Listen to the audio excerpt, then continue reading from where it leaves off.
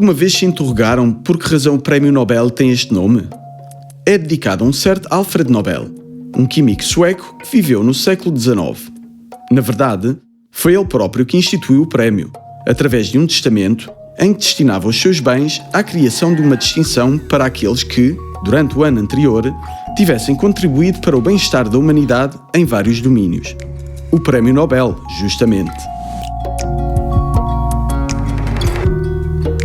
Este é o final da história, mas o que nos interessa é o que aconteceu antes. Porque Alfred Nobel não foi apenas um químico, mas também o inventor da dinamite. Uma patente revolucionária que lhe valeu milhões, mas que também o expôs a muitas críticas. Uma delas marcou-o particularmente. Um dia, por engano, um jornal francês publicou o seu obituário.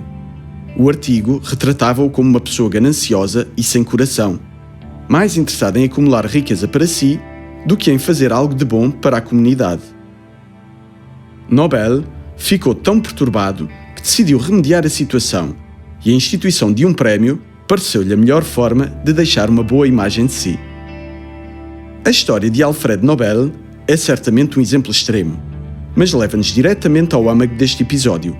A mudança, se soubermos abraçá-la, é sempre uma possibilidade. Isto aplica-se a nós próprios, mas também ao nosso ambiente de trabalho. Para aqueles desafios que parecem impossíveis, mas que vistos de uma outra perspectiva, podem revelar-se uma oportunidade.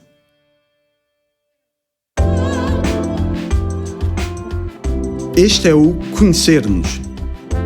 Uma viagem em 4 episódios para olhar mais além e explorar os valores que nos guiam todos os dias nas nossas vidas profissionais.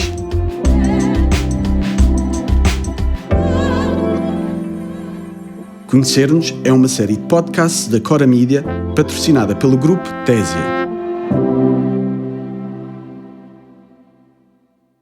Quer se trate de fazer atividade física ou desenvolver melhor as nossas capacidades de organização, sabemos bem o quanto a mudança é difícil.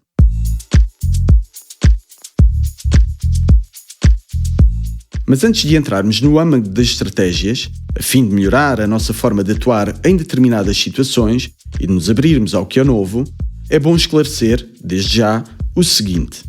Se face à mudança sentimos dificuldades, a culpa não é só nossa. É que fomos desenhados para fazer o mínimo esforço possível.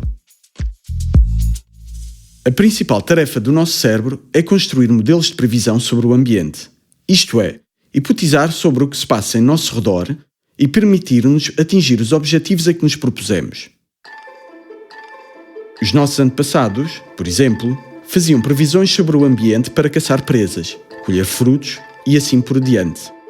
Quanto mais o cérebro tiver a certeza do que está a acontecer, quanto mais eficaz for o seu modelo de previsão, menos energia terá de consumir. Nicola de Pisapia, professor associado do Departamento de Psicologia e Ciências Cognitivas da Universidade de Trento, salienta que os hábitos e as rotinas são processos neurais estabelecidos que servem para responder a situações que já conhecemos e que, por isso, exigem menos energia ao cérebro. Quando, pelo contrário, nos defrontamos com algo novo, o nosso cérebro depara-se com uma situação de incerteza e já não consegue aplicar os mesmos modelos de previsão, porque o contexto mudou. Deverá, portanto, trabalhar sobre um novo modelo que lhe permita não só inibir o automatismo que tinha desenvolvido, mas também criar uma nova sequência de ações. Uma atividade laboriosa e também dispendiosa do ponto de vista energético. Isto explica porque é que o nosso cérebro demonstra uma certa resistência à mudança. Apercebemos-nos que somos criaturas de hábitos. O nosso cérebro adora segurança, e quando tentamos obrigá-lo a seguir um caminho diferente, a mudar um modelo de previsão, não parece mostrar-se muito disposto a cooperar. Pelo menos no início. Não sei se já alguma vez estiveram em Inglaterra, em férias ou em trabalho, e alugaram um carro. Para quem está habituado a conduzir do lado direito da estrada, mudar de faixa de rodagem não é coisa fácil. Por um lado, estamos conscientes que temos de o fazer, porque são essas as regras. Mas pelo menos no início, teremos a sensação pouco agradável de estar do lado de errado da estrada. A cada cruzamento, a cada rotunda, teremos de fazer um esforço e convencer o nosso cérebro a fazer algo de novo. Algo que ele não está disposto a fazer, mas com o passar dos dias conseguiremos introduzir um novo automatismo e conduzir à esquerda ser-nos-á quase natural.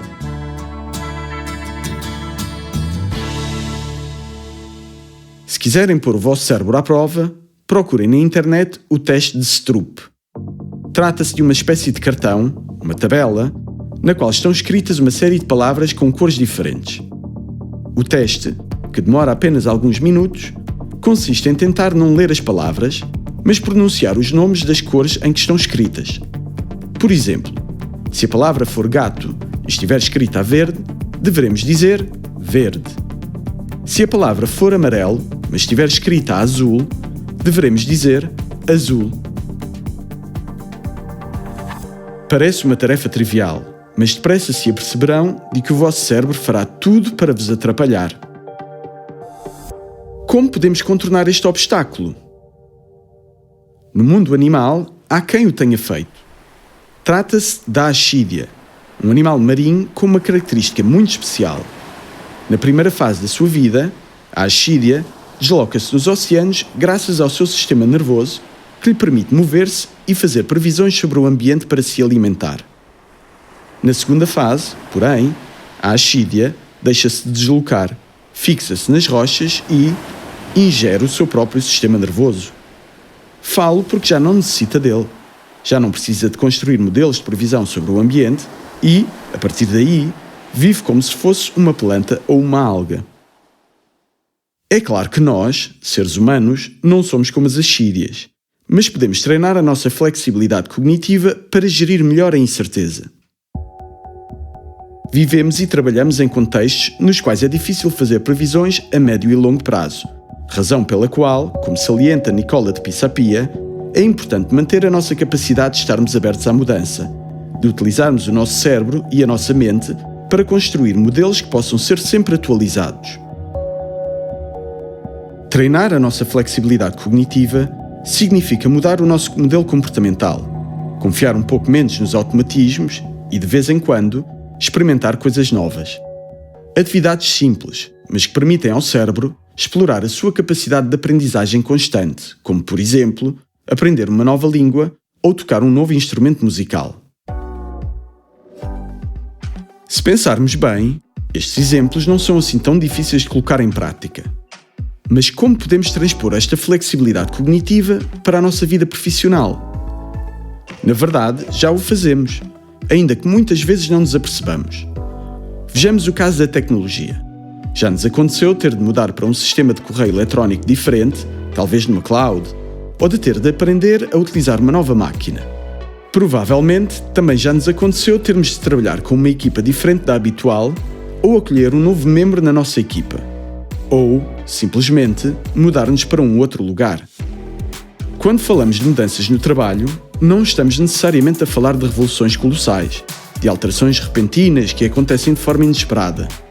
Falamos de pequenos automatismos que já combatemos, e trabalhar o nosso espírito de adaptação permite-nos fazê-lo de forma mais serena e menos estressante. Isto não significa que os automatismos sejam sempre algo negativo. Pelo contrário, certos hábitos não só são muito úteis, como também são competências valiosas. Se nos encontrarmos num ambiente estável, que não muda, o automatismo é uma boa estratégia. Por exemplo, ter um método de trabalho que nos permite realizar certas atividades sempre da mesma forma torna-nos mais eficientes e produtivos, deixando-nos tempo para nos concentrarmos em tarefas mais complexas ou interessantes. Porém, quando trabalhamos num ambiente dinâmico e em constante mudança, o automatismo pode impedir o impulso para a inovação e limitar a nossa capacidade de adaptação, porque nos leva a dizer sempre se fez assim. O segredo parece estar então no equilíbrio entre estas duas forças, a propensão para a mudança e a preservação do status quo. Ser capaz de explorar novos caminhos e, ao mesmo tempo, confiar na riqueza da nossa experiência. Um equilíbrio que também deverá ser procurado na interação com outras pessoas, porque, por vezes, é precisamente este aspecto que torna ainda mais complexa a abertura à mudança. Este tema é extremamente delicado, porque envolve não só as nossas capacidades interpessoais, mas também as nossas sensibilidades. Imaginemos que estamos na empresa há muito tempo e que chegamos finalmente a um cargo de responsabilidade. Ao longo dos anos, assistimos a quase tudo. Tecnologias que pareciam eternas e que foram ultrapassadas alguns meses mais tarde. Colegas nos quais não teríamos apostado e que se revelaram grandes profissionais. Isto é, passámos por muitíssimas mudanças, mas agora preferimos estar um pouco mais tranquilos. Por isso, quando o recém-chegado, cheio de entusiasmo e vontade de fazer, começa a propor novas estratégias, soluções um pouco mais vanguardistas, construímos automaticamente um muro. Mudar é uma ideia que não nos agrada de todo e, por isso, proclamamos a fatídica frase "sempre se fez assim". Simplificando, poderíamos ser tentados a classificar esta situação como um clássico conflito geracional. Mas a questão é mais complexa, o que nos leva a ponderar sobre a nossa flexibilidade cognitiva e as suas alterações ao longo do tempo. Nicola de Pisapia salienta que os jovens são naturalmente mais propensos a explorar, porque têm menos experiência e os automatismos estão menos enraizados. Por outro lado, aqueles que são um pouco mais velhos adquiriram uma série de hábitos, de comportamentos automáticos que derivam de competências que acumularam ao longo dos anos e que, por isso, tendem a capitalizá-los. Também neste caso, a melhor estratégia é um equilíbrio entre os dois caminhos, o dos automatismos e o das novidades, mas partindo sempre do respeito mútuo e da vontade de encontrar a resposta mais inteligente para resolver um dado problema. Se até agora falámos de dificuldades mais ou menos conscientes, a mudança tem inimigos ainda mais insidiosos que passam despercebidos. São o que, em psicologia, se denomina por vieses cognitivos, os atalhos mentais que o nosso cérebro e a nossa mente utilizam para tomar decisões mais rápidas.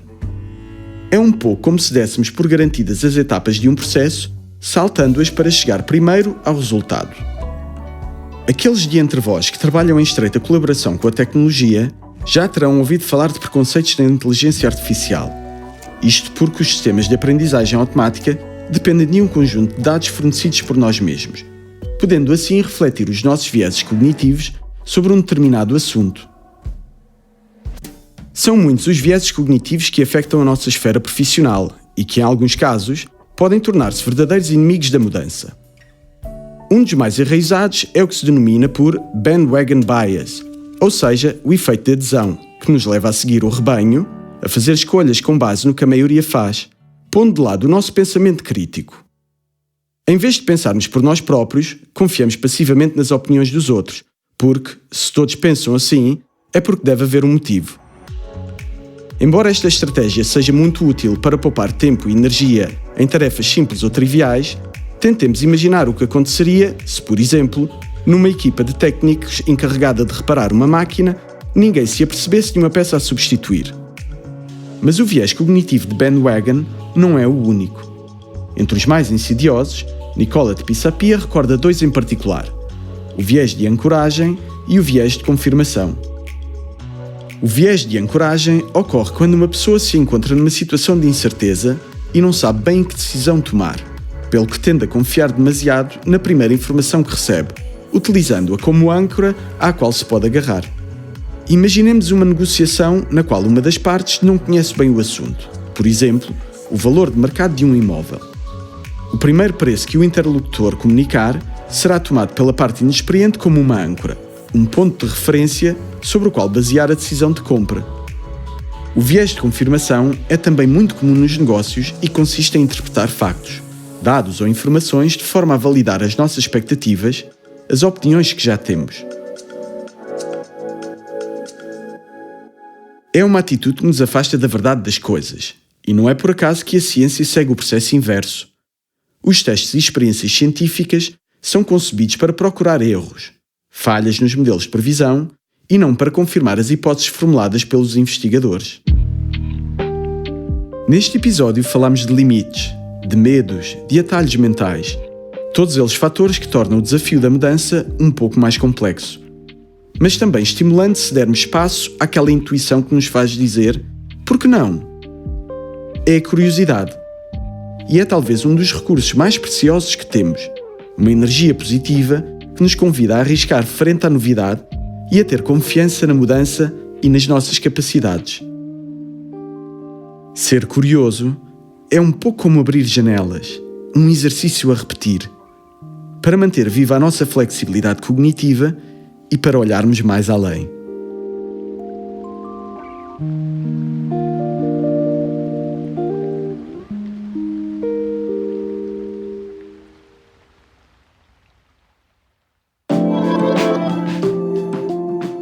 Conhecer-nos é uma série de podcasts da Cora Media patrocinada pelo grupo Tésia. Escrito por Alessandra Menozzi. Traduzido e narrado por Luís Aniceto. Gravação em estúdio por Cristiano Lomelle. A pós-produção e o design de som são da responsabilidade de Cristiano Lomelle. A produtora sénior é Mónia Donati. A redação é da responsabilidade de Graziano Nanni.